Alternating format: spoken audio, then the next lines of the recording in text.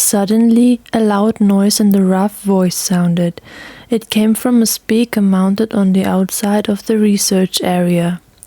"This is Researcher 137 speaking.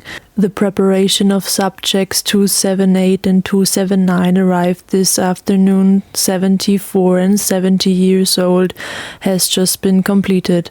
I ask you to monitor them from now on and to record the reactions to the experiments in writing. One of the lower researchers should deal with it and then report back to me. The subjects are located in outdoor sector D, enclosure 7. End of announcement." Cheyenne broke away from Xaver, looked at him hopefully, turned around and rushed towards the corridor leading to the outer area of sector D. The friend followed her immediately, and as fast as her legs carried her, they ran outside. It was hardly colder than inside the hall, but it was still raining. Flood lamps were located to the left and the right of the separated enclosures, and so everyone would be able to discover the two friends without difficulty. Cheyenne didn't care at that moment. She forgot everything around her, because at the end of the corridor, surrounded by enclosures, there was one with the number 7 on the front door. Behind it, she could even see her grandparents. Her heart jumped and she ran faster than ever. Feelings of happiness flowed through her body, and she was so happy to have finally found the two. Cheyenne forgot the rain and the cold of night, and couldn't wait to embrace her beloved grandparents again. She would save them and everything would be fine again. The entrance gate of the enclosure was closed by a metal chain, and was now the only thing standing in the way of family reunification. Cheyenne shook it, but to no avail. Xaver drew his sword. "Go aside and let me do it." She did as he had told her. The boy lifted the scratched metal weapon and hit the blade with full force on the chain. It shattered with a metallic sound at the point of impact, and the lock fell to the ground. The door to the enclosure opened a crack before it was pushed completely open by Cheyenne. The loud noise had alerted the grandparents, and they spotted their granddaughter in disbelief. She ran towards them crying and fell into their arms. An incredibly strong feeling of happiness and joy flowed through the girl and warmed her from within, so that she no longer felt the cold rain. Xaver watched his friend and her grandparents and sighed with relief. It was nice that they were still alive. The two elderly people wore soaked rags and metal bracelets and collars, shivered from the cold, were pale in the faces and looked very sick. The faded brown hair stuck to their wrinkled faces, dripping with rain. Their condition did not make a good impression, and this worried the boy. Perhaps they had already been subjected to experiments that had a fatal consequence, but he remained silent and kept his guess to himself. Cheyenne's grandmother stroked her granddaughter's soaking wet hair and then lifted the girl's petite head up a bit with her hands so they could look at each other directly. The old lady also wept with joy, despair, and sorrow. She whispered a few words to Cheyenne in a shaky, rough voice. "Girl, what on earth made you come here? This is far too dangerous. Now, if something happened to you, your grandfather and I would have never forgiven ourselves. Oh my goodness, what happened to your neck? Dear, that must be very painful. What kind of things do you do?" The grandmother spoke softly and with concern for her beloved granddaughter. Cheyenne noticed how weak the old lady was. It took her 2 attempts to finally answer and find her voice again. "I'm so sorry I wasn't there this afternoon. I am so sorry I got you into this trouble. I am so sorry." The grandfather stroked his granddaughter's head reassuringly and made her understand that he did not blame her in the slightest for the whole misery. He just seemed happy that the girl was doing reasonably well. Cheyenne saw the old man shed tears for the first time in her life. Guys, I don't like to disturb this touching family reunion, but I think we should slowly get out of here, don't you think? After all, a researcher is supposed to show up here. Xaver spoke up worriedly. Everyone in the enclosure knew he was right. Just as Cheyenne turned to her friend, he was pushed to the side from behind and fell to the ground. Where the blond boy had previously stood, there was now a tall, menacing-looking knight. His armor suggested that he was quite muscular and strong, and was very different from the other knights who drew their swords behind him.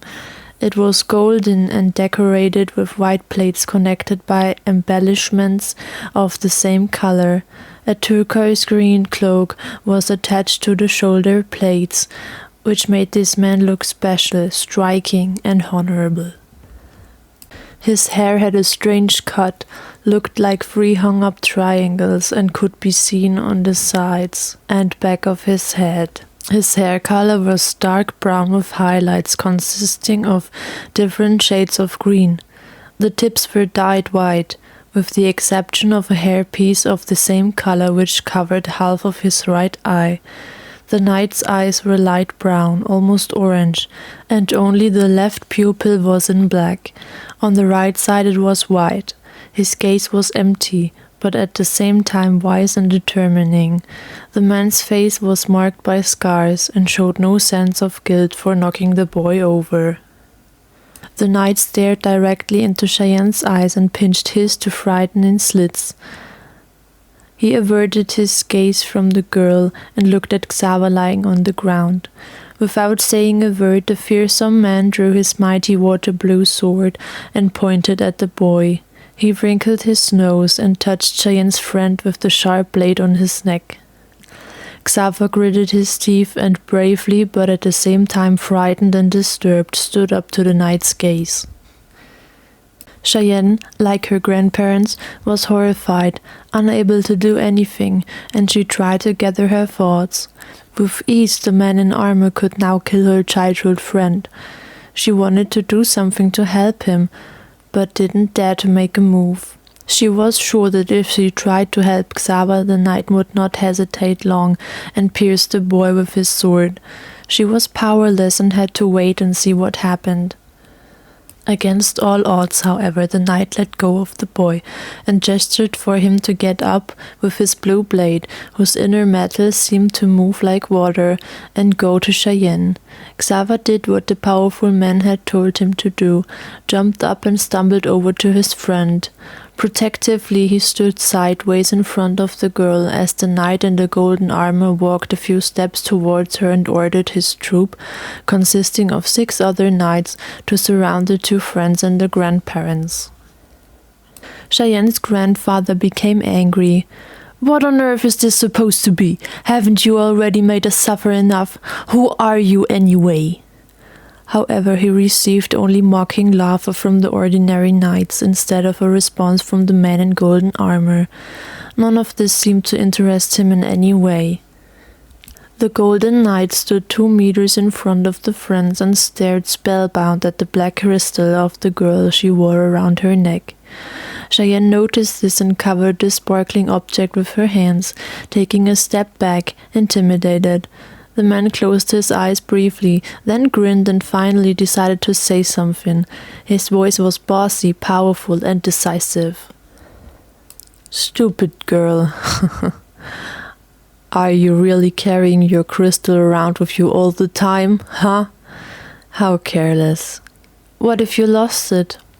He paused for a moment and laughed a nasty, eerie laugh before grinning again and turning back to Cheyenne. He seemed to notice that the girl didn't understand why he was talking about the crystal. Either you're very difficult to understand or... They haven't told you yet. What a shame. Before the knight could continue speaking, the grandfather intervened again. "Just leave her alone." Again the man in golden armor laughed and raised his hand. 2 of the surrounding knights moved towards the old man and held him, roughly pulling him away from his wife, and he groaned, with a pained face, when one of the 2 men in metal stepped on his foot. Cheyenne's grandmother sobbed when she saw her beloved husband suffer. However, her granddaughter was rigid and did not know how to deal with the situation. It was all too much. The talk of the great night, the sufferings of her grandparents, she was confused. Without paying attention to the old man, the knight continued to speak. "Well, at least you fell nicely into our trap. Your grandparents have also proven to be a wonderful bait. Your love for them is truly gorgeous. It was clear that you would try to save them, so we just had them brought here and waited for you to show up. Didn't you have any concerns that you could easily reach the research complex without being discovered? We have made sure that no one crosses your path. All the while we were able to make out your position from the control room. Didn't either of you notice the security cameras?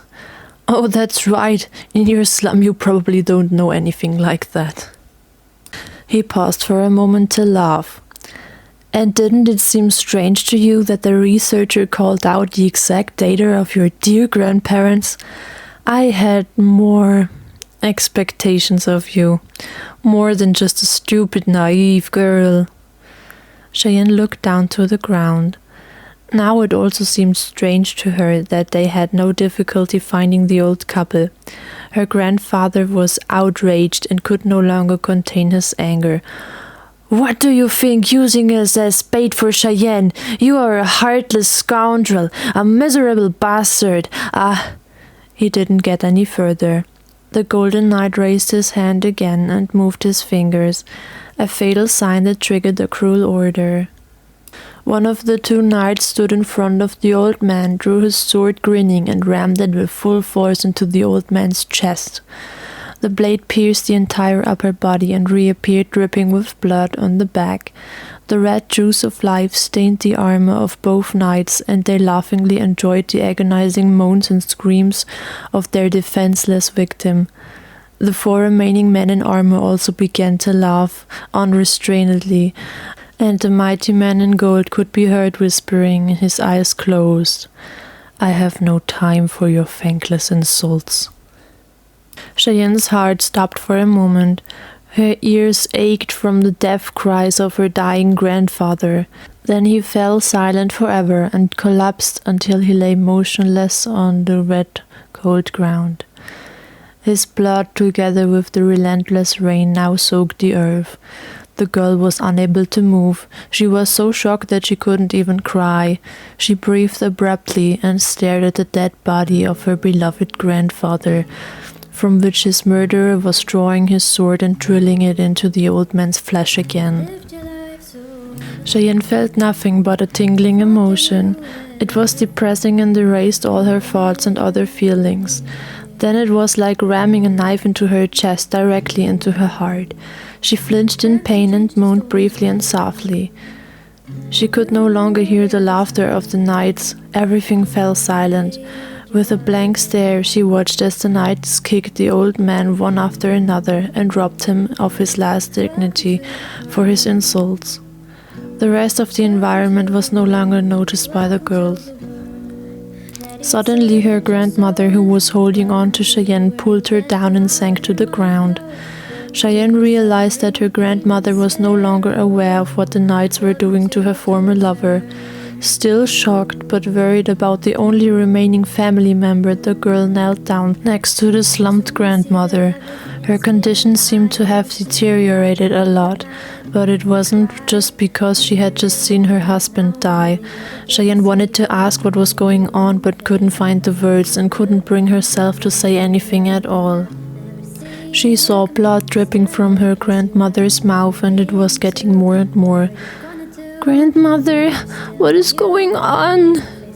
But she didn't have to ask the question or hear an answer to know that these were the last breaths of her beloved grandmother. She too would have to go away forever and suffer before that. The old lady groaned and gurgled before she could quietly stutter a few words. "Are these the impacts of the liquid which they instilled in me?" Cheyenne, you have to get to safety. I can't go on. I can't be with you and watch over you. You must live. You are the world's last hope, beloved child. The grandmother coughed and spat out a lot of blood. Then she stretched and couldn't breathe. She gurgled again, and then she did not move. Her eyes were open and empty. There was nothing left to see in it. Cheyenne sat emotionless and apathetic next to the dead body. She had stopped crying and felt nothing, absolutely nothing. Neither soul pain nor cold nor fear, simply nothing. The world seemed to have stopped. Everything was like in slow motion. Her blank gaze wandered around. Everything was as slow as if it would freeze at any moment. All she heard was screaming inside. Then her gaze remained fixed on the man in golden armor. She thought she saw a trace of sadness in his eyes and pity, but that was certainly just imagination. The knights were still busy laughing, and Xaver took the opportunity to pull Cheyenne to her feet. If there was a way to escape from this hopeless situation, it would be now, when all the knights were still distracted. But Cheyenne stumbled powerlessly over her feet and fell to the ground again. "Come on, Cheyenne, pull yourself together. We have to get out of here." The boy pulled her up again and held her, staring into her empty eyes. "You're not going anywhere." The golden knight clenched his hands into fists and then turned to his troops. "You useless worms have a more important task than killing yourselves with laughter. Bring me this damn girl or kill her and get me the crystal." He rebuked his men, and everyone approached the two friends. Xaver drew his sword. "That's it." But before the blades met, Arukas jumped over the metal grid into the enclosure and barked so loudly that a gigantic sound wave went into the direction of the knights and caused them to fall backwards. "Arukas!" Perfect timing. Xaver was relieved that the fairy wolf had appeared. The boy took Cheyenne, who had meanwhile found her balance but was still distraught, by the hand and hurried with her to the end of the enclosure. "Arukas, destroy this fence so we can get out." Xaver gave the order to the silver four-legged friend, and immediately afterwards he whistled through his fingers to call the horses. The fairy wolf meanwhile gathered his inner strength in front of his open mouth, and when it was strong enough he unleashed it in a magical turquoise glowing beam. In no time a huge hole had melted into the fence, and the three ran outside, where the horses had just arrived on a hill and danced nervously. As fast as he could, Xaver dragged Cheyenne up the hill, pushed her onto Falconheart, and gave the horse a slap that made it run. His friend was still apathetic and just had enough strength to stay in the saddle, even if she leaned more on the horse's neck than sitting. The boy also swung on Shiva and rode after the girl, followed by Arukas.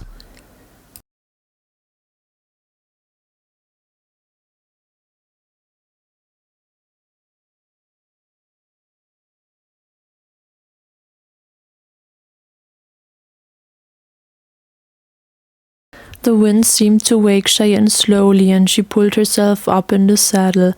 Apparently the friends had ridden into a forest. Noises came from behind. "Damn, they're chasing us!" Xaver rode next to Cheyenne and looked back. Then he seemed to think and finally have an idea. "Cheyenne, we're breaking up here. Give me your crystal."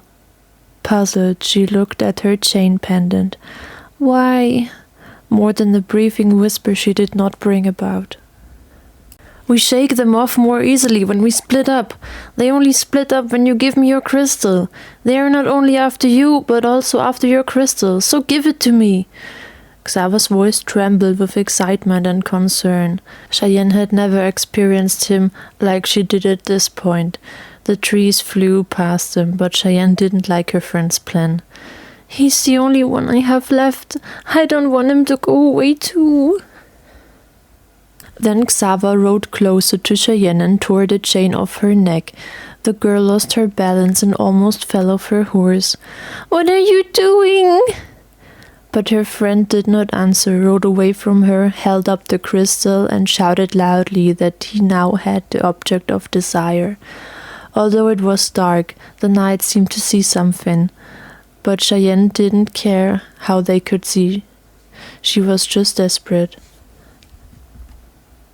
Xava moved further and further away from her, but then he shouted something to her. "We'll meet in Saralay village in a few days. I'll be there waiting for you." Then he disappeared behind the trees. Cheyenne heard the knights behind her consult as planned, and then split up. 3 pursued Xava, and the other 3 chased after her. Crying desperately, the girl rode through the nocturnal forest.